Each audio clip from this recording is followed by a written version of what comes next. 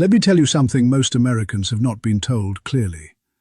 If there were ever a master strategist in modern American statecraft, it had to be President Donald Trump and his administration.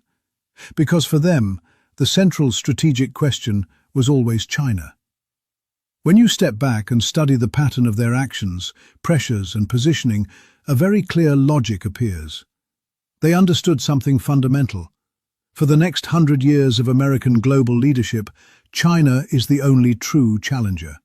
And so their strategy focused on the greatest vulnerability of any industrial superpower: energy.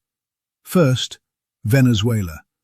By isolating and constraining Venezuelan oil flows, Washington disrupted a major external energy channel that China had spent years cultivating.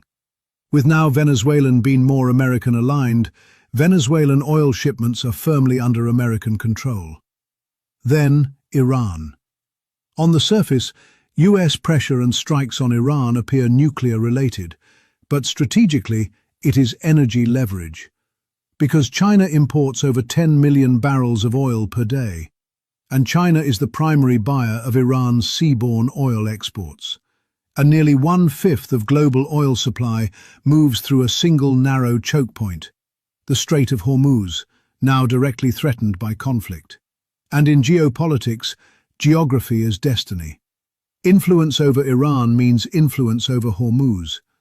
Now look at the strategic picture Americans rarely see. Venezuelan supply, controlled. Iranian supply, controlled. Middle Eastern flow, monitored and controlled. By overwhelming United States military and naval power. Now imagine China's position if its major external energy lifelines fall under American strategic leverage. Factories feel it. Heavy industry feels it. AI infrastructure feels it. This is pressure without direct war.